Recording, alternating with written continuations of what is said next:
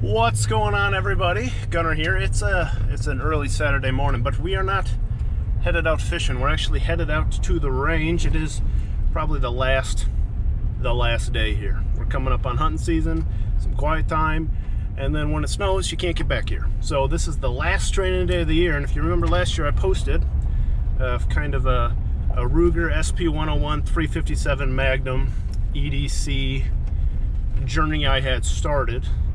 And this is kind of like a fun year update. It's been a year. A lot has changed as far as setup and weapons and caliber and carry style and everything. And really the point of this video is not just to do that, but since I have bought pistols and different holsters and things, I've been able to do a lot of dry fire practice for about 6 months, maybe a hair longer. And this isn't, this isn't like 5 days a week dry fire, 30 minutes a day for something like that. It's just like your average dude, like 2 or 3 days a week, 10, 15, 20 minutes when you can spare it. Work on your draw, work on your trigger press, your sight alignment, your press, maybe target transitions, very simple things, reloads. And so this will be kind of like a fun 6-month update of what does it look like to actually practice. And of course you could far exceed what I have gotten out of it, if you stick to it. And maybe you'd be a little bit less. It depends on how determined you are and how much you really focus on it. So 6 months. This is what 6 months of dry fire looks like. Range is hot.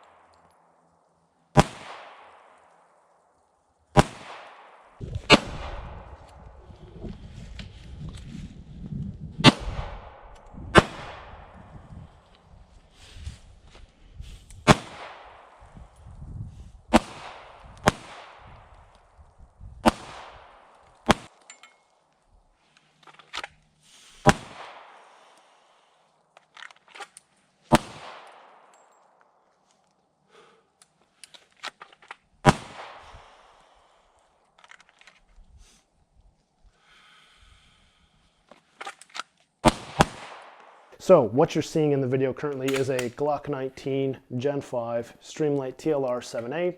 It's compact, it's a 4-inch barrel, it's a full-sized fighting grip, 15 round capacity, semi-automatic pistol. I have it paired with a Tier 1 concealed Elite appendix rig. I think it's the Axis Elite, I don't recall. But it's a dedicated appendix rig with a spare magazine holder because what is the most common malfunction of a firearm? Magazine related issues, right?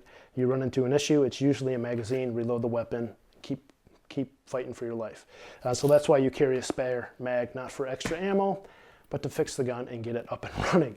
The other gun, this is the first one I ever bought. This is the reason I don't have any revolvers anymore.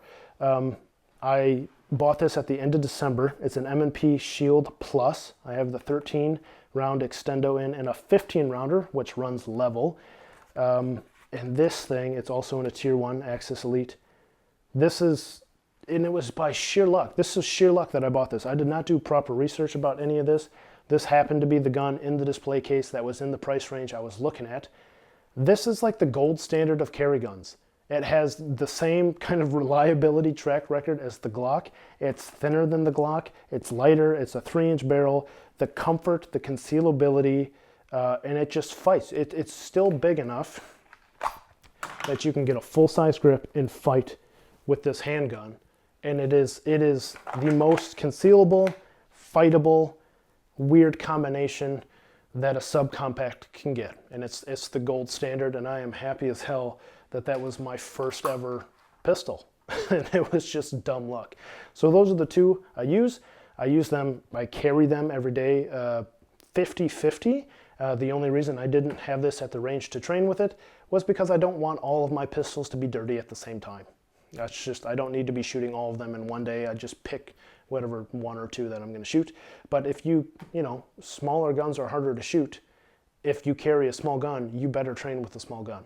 Like, get good at shooting what you're going to be shooting to defend yourself with. Don't pick the most shootable weapon and go to the range and have this fun time, you know, always hitting your target because it's a more shootable gun. Like, that's silly. And then come back and carry like a super small subcompact that you suck at. Like, train with what you use. I carry them both equally and am equally fond of both. And then we have a T-Rex Arms Nova belt. This is my go-to now, just because I like the buckle, so I don't have to keep ripping Velcro on and off once I have everything set up. If I need to move about or use the bathroom or do whatever, having a buckle is nice. It's an upgrade from the minimalist belt I shared last time. Love the stiffness, it's fantastic. Supports both these firearms super well, so you don't have to wrench it down super tight, but it supports the gun. It has a little bit of play with it, so you can sit down and move the gun around, get your seatbelt behind it, do whatever you're gonna do, live your life, and have access to a firearm and be comfortable. So that is the setup you're currently seeing. Let's go shoot some stuff.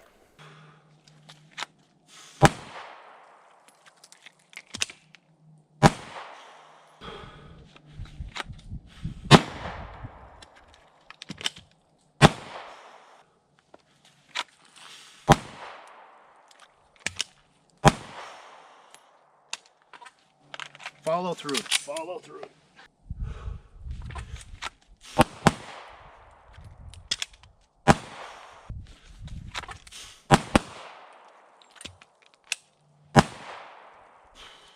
There it is. 1, 2, 3, 4. 1, 2, 3, 4.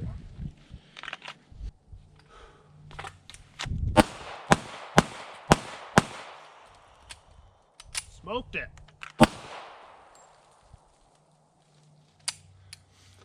How many times I'll do it? 5 times? 5 times.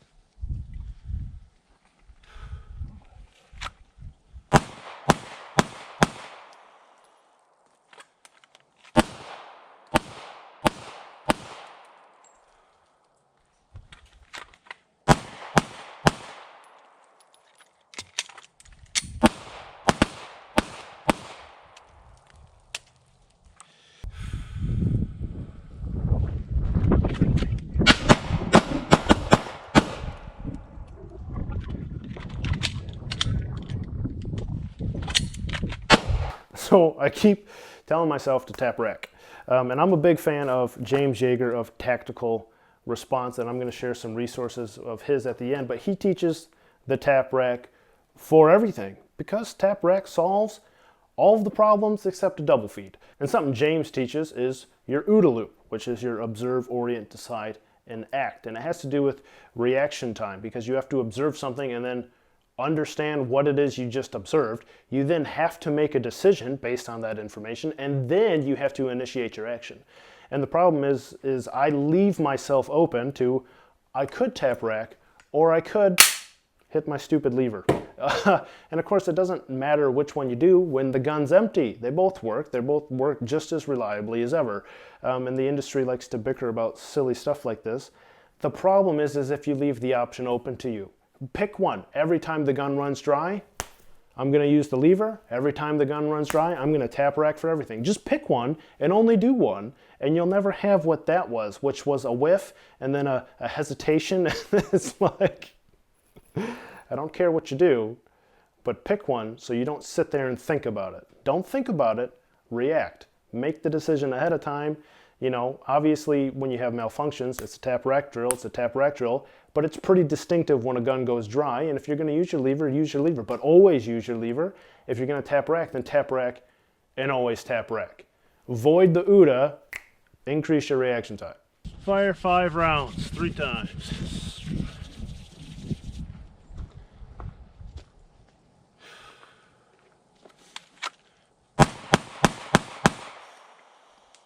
Follow through, you idiot. Leave it out there. Follow through. It's not a drill. Follow through. Slow down a little.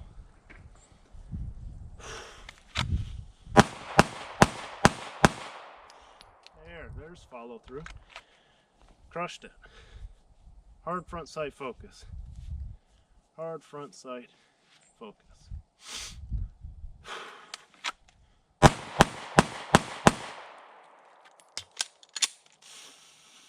So now I'm yelling at myself about what I'm saying follow through, and I mean it in two senses of the word. I'm about to explain the next one in a second here, and I do it on the range, and I think it has to do with your sight picture. But here you can see I'm really treating the drill like a drill, and what I mean is I'm driving out, I'm doing the drill, and then I suck it back in as soon as my round count or whatever I'm thinking about is completed. And instead, what I'd like to see myself do, drive the gun out, do the drill, finger on top of the slide, and assess, was it effective? Leave that as a part of that drill. Leave that as a part of every drill. Stop doing this every time you hit a round count. I get so mad at myself when I do it, but I'm counting rounds in my head, and it's like as soon as I hit the number, the gun comes in, and that's not a good habit. And again, something Yeager teaches, and I love the acronym, but he teaches an acronym called FAST, which is fight, assess, scan, top off.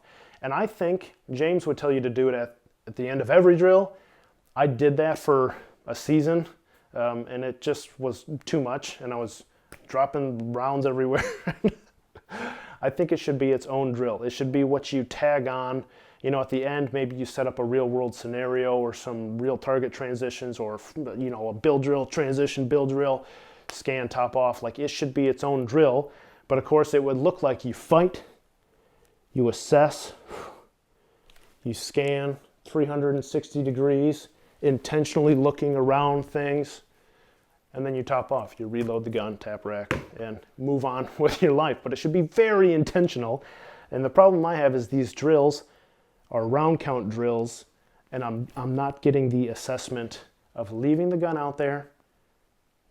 Give yourself a moment of pause so that you're not just, I think it's a bad habit. It's a bad habit. So now let's go on to different follow through with your eyes. Strong hand. Isolation, strong hand.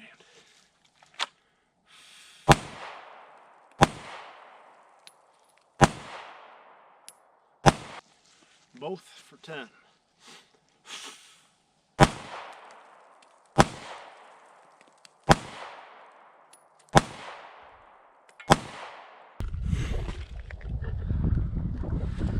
So something Yeager talks about is follow through. Now, I keep yelling at myself to follow through because I do the drill and then I suck the gun in instead of doing the drill and assessing, did what I do, was it effective, right? But follow through also has to do with your sight picture.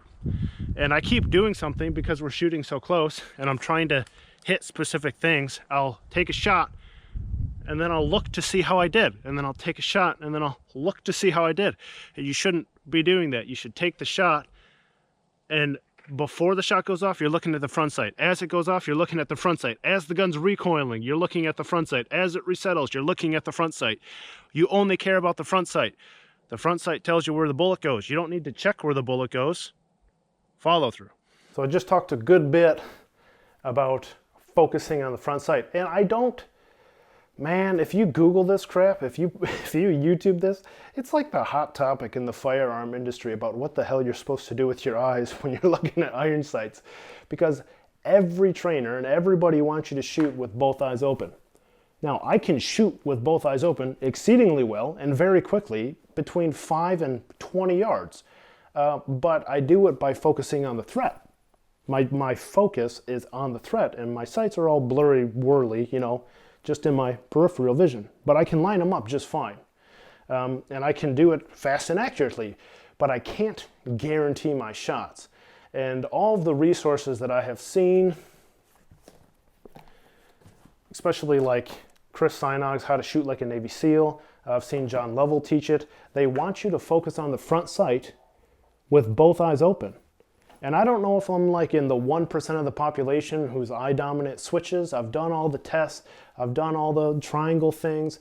I have tried switching eye dominance. I can present under my left eye just fine. I can present under my right eye just fine. I don't know what to tell you. I have to close an eye if I'm going to focus on the front sight. And I practice both ways. I practice closing one eye, driving out front sight, hard focus right here with all of my effort. Everything I'm doing is right there. And at the same time, I do drills where I punch out with both eyes open and I just line it up in my peripheral. I don't know what to tell you. If you want to shoot with both eyes open, just put a red dot on it. That's the truth of it. And Yeager, this meant the world to me, but Yeager's got a DVD called Missology. Ology being like the study of, right? Like biology, ichthyology, mammalogy, ornithology. And so missology, the reasons why we miss. And it's kind of a dedicated handgun video. And Yeager has like the most insane credentials. And he's just like, well, yeah, I just close one eye so I can see the front sight. And I was just like, hallelujah, thank you, thank you. A professional just admitted that they close an eye so they can frickin' focus on the front sight and get on with their life. Like, do whatever you gotta do to make the shot. And people act like if you close one eye, that you're then gonna scan and assess with one eye closed. Like, I don't get it. Like, if you close one eye to make the shot, like you open both eyes when you're scanning. Like, I understand that you're closing off half the battlefield to engage one target, but if you engage that target effectively and then you open both your eyes again, like, I don't know, it doesn't seem like that big of a deal to me.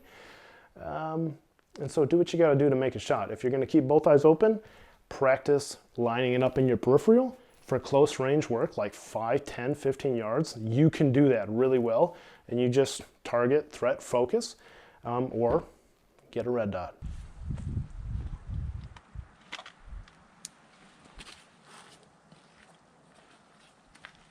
Go 1, 2, 3, 4, 5, 6.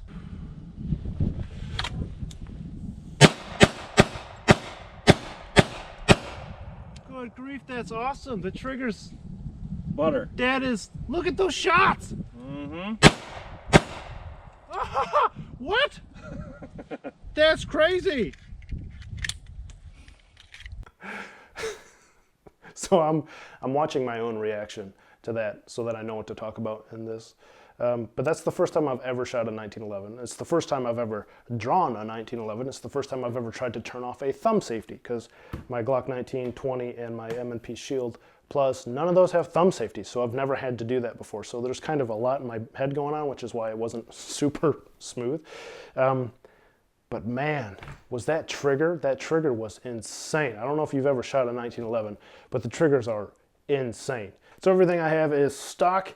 They obviously make them that way for a reason, because you're gonna be chocked full of adrenaline if you ever have to defend yourself, and they don't want you thrown off negligent discharges, because you're gonna lose blood to your extremities real quick, and you're not gonna feel that take up and that slack. You're not gonna feel it. It's not gonna be there, because your body's gonna be on this insane chemical high.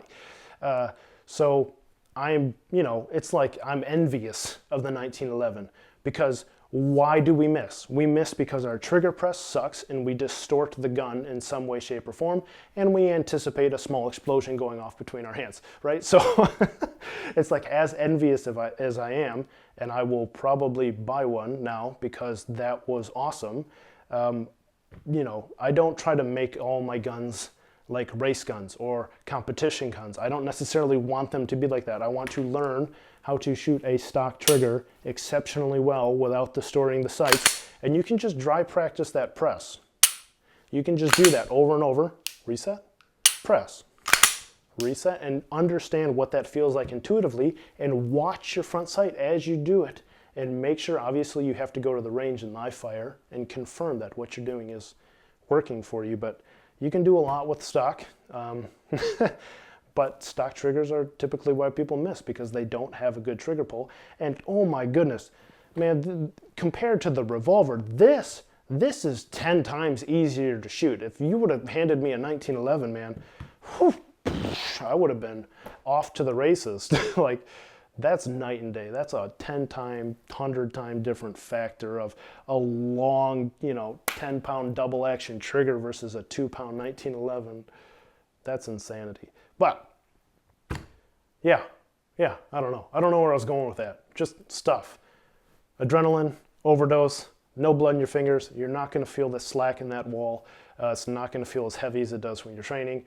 You can practice that press. The press is why you'd likely miss, especially if you go out to like 15 or 20 yards and you can't hit, you know, steel, it's all in the trigger press for the most part and not focusing on your front sight. And yeah, 1911s are sick. They really are sick.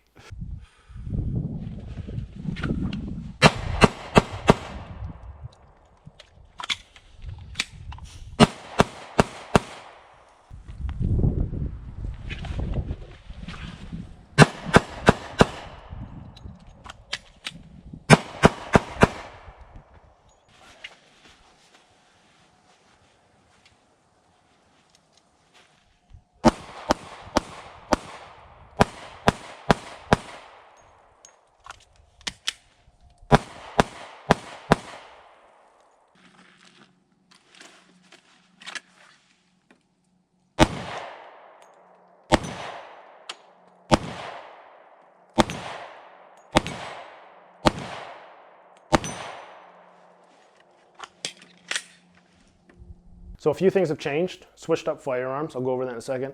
But you can see I also put on a coat because it's winter and I live in a place that's cold 6 months out of the year. And so you should practice not just your concealed carry stuff and your t-shirt like it's all summer long. If you live up north, you need to figure out what jackets work with your everyday carry setup. I'm currently carrying outside the waistband 4 o'clock with a T-Rex Arms iron sight and a Glock 20. So Glock 20 Gen 4, chambered in 10 millimeter, which is beefy, but you can see it's wholly controllable. And I had a 10 millimeter revolver, and compared to that, that Glock 20 is a dream to shoot, absolute dream. It just tames 10 millimeter, it eats right through it. If you have proper grip mechanics, you know, if you're high up on the beaver tail, you squeeze front to back as hard as you can. Your support hand is as hard as you can, as high up as you can. Thumbs forward, locked wrist, man. You can absolutely control that. I can't believe the FBI went from 10 to 40, created 40 essentially because 10 wasn't manageable as far as recoil. Essentially, you just admitted not being able to train your agents how to use a firearm because it's, I don't know, it's completely manageable, 100% manageable. But yeah, coat. Not only coat, but gloves. And they're fingerless gloves. I use them for fly fishing all the time, and that's what I wear for probably 50 to 75% of winter, in winter driving and errands and being out and about, are just my fingerless gloves. So I'm using my coat that I would normally wear. You get inside the grocery store or whatever, you unbutton it. In the winter, my coats conceal all my crap, so I carry at 4 o'clock often. So I would naturally just defeat garment, draw from 4 o'clock, present out with gloves on. And these are all things you don't have to do this at the range, but you can do it at your house. But a lot of coats aren't elastic. Sweatshirts are pretty forgiving. But if you have something that's not an elastic material and you go to defeat your garment, man, it'll stop right there. You'll be trying to get that thing up so that you can get your gun out. And it's no joke. Like, you need to practice that thing in all of your attire and make sure that you can defeat your garment and get that gun out. And you're gonna see, we're gonna switch coats. I'm gonna put on a different coat that I wear all the time, and I'm gonna mess with the elasticity around the cuffing of the coat to make sure I can clear a 4 o'clock hold. And you know, it might get hung up a second, but make sure this stuff works. And when I carry it open carry, which I do in the summer, like when I'm hiking and I'm like sweating, I'm outside, I'm working, whatever, I'm not worried about concealment. I also, outside the waistband, my magazine, right? So use your real world setups, train with your real world setup. You know, I have a war belt, but I am not, you know, I'm a civilian. I conceal carry every day. This needs to be my bread and butter. This is, you know, what I get to play with at the end of the day once in a while and just familiarize myself with. But my concealed carry gear, all of this has to be the priority. Handguns have to be the priority over my rifles and my shotguns and everything, because this is what I have on me 7 days a week. The rest of this, yes, I have, you know, things I'd like to do and proficiency levels I'd like to achieve, but right now, be a student of the handgun and perfect that, because that's what you're going to have on you.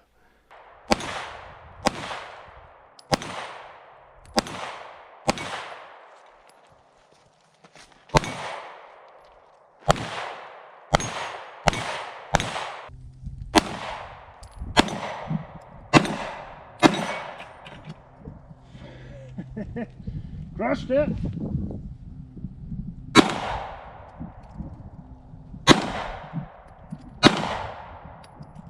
Yo. Not a bad group. Not a bad group, I guess. Left. Could do better. So to end, I'd like to go over with a handful of resources, and there's 3 or 4 that I think are just invaluable. And the first I'll go over with is James Yeager. He's got a YouTube channel. He's got Fighting Pistol on YouTube for free. It's a fantastic, like, hour-and-a-half long YouTube video that'll get you squared away on just about everything you need to know to conceal carry and defend your life. Like that, the class is phenomenal. This book is on their website to supplement the class. This reading material alone is I can't speak highly enough, is it? I'm quite sad that James is no longer with us. He is somebody I would have loved to have met in person and take a class with. But he's got a bunch of DVDs also. I have his fighting rifle, his advanced fighting pistol. I have his Missology DVD, which is probably the best DVD. Like if you got that fighting pistol workbook in Missology, man, you would be set. You would be absolutely set. I gave Missology to a friend, which is why it's not here. How to Shoot Like a Navy SEAL by Chris Sajnog covers a lot of the fundamentals that both James teaches and John Lovell from Warrior Poet Society. And this is just a short read. Like I read this in like 2 days, 3 days, and it reaffirms the fundamentals. And shooting is just mastery of the fundamentals. Just like, and you could say that about anything. Fly tying is the mastery of the fundamentals. Fly casting is mastery of fundamentals. Weight training, like kettlebells and heavy clubs and lifting odd objects, or Olympic weight training, is mastery of the fundamentals. It's the fundamentals and the mastery thereof that allow you to excel in all of the complex situation stuff. And this book is just fundamentals to the core. And he'll really challenge you to master those, and I think it's phenomenal. This dude, Paul Markel, he was a James Yeager, I think he was an instructor with him or just his friend, but it really mirrors a lot of what James teaches, and so you kind of have like a book resource. If you like to read and you watch a lot of James Yeager's videos, that will resonate. It'll just hit home. And a lot of that stuff can be found in James's book, The 4 Pillars of Fighting. And one thing that James hits home on in so many videos is mindset, your fighter mindset. Not just going over the tactics and the gear, which everybody likes to talk gear, and obviously skill development, which is kind of this video, right? How much skill have I been able to develop with 6 months of dry training, right? But for mindset, he toted Jeff Cooper, this is probably like the greatest book you could read on how to prepare yourself mentally to be in a fight and win that fight. And I think if you're a father and a husband, you need to get your hands on this. And it's not currently in press anymore, I don't think. I had quite a hard time finding it, but make it happen. That's a phenomenal book. And then lastly is John Lovell from Warrior Poet Society. I have followed John for a long time, but they launched their network maybe like 2 years ago or 3 years ago, and they put all of their training classes on there for free. So you have Pistol 1, Pistol 2, Rifle 1 and 2, you have all these awesome stuff, and they are really in-depth and really, hands-on, visual. It complements all of this reading material, and it's absolutely fantastic. I'll give you a bonus guy, which would be Lucas Bodkin from T-Rex Arms. And what's cool about Lucas, I love their company. Their products are fantastic. Their ready rig, their battle belts, their holsters, their education, and it's all for free. It's phenomenal. All the targets we were shooting are all from T-Rex's Arms website. There'll be a link down below to print these off. And if you ever kind of go to the range and get like brain dead of like, what should I practice because you forgot, like these sheets, they tell you what the heck to do on them, and this will keep you busy for like 15 minutes and 90 rounds just right here on this one piece of paper. And especially if you have an indoor range and things like that where you necessarily can't draw or you can't do target transitions, you can't move around, but you're just kind of like in a shooting bay. Stuff like that is so engaging, helpful in what to practice. and the company is just phenomenal. I love everything about the company. Interesting side note, I don't think at all that Lucas and James Yeager would see eye to eye on anything, and that's really interesting because it's a different perspective. Lucas is maybe a little bit more competition shooting mindset in his maybe movement and speed and time and the way he pushes himself. I'm not trying to put him in that box necessarily, but you know, James is like pure martial handling only and not making mistakes. Who gives a rip about time? Like it's just about, it's very interesting in different perspectives, but all those guys combined gives you a pretty solid foundation to go about learning this yourself on your own and really being able to cover quite a bit of distance in a short period of time and achieve a level of proficiency that I would be comfortable defending myself and my loved ones with. So, hope you found this video helpful, especially if you're on a similar journey or interested in starting one. And I just hope it helps. I hope it helps. It's kind of like a video I wish I would have seen, 2 or 3 years ago when I was like, I wonder, should I start learning that stuff? And this video would have helped me. So thanks for watching, guys. Hopefully you made it to the end. I will see you in the next one, which will probably be a fly tying video. And we'll continue our extended body bucktail deceiver series. See ya.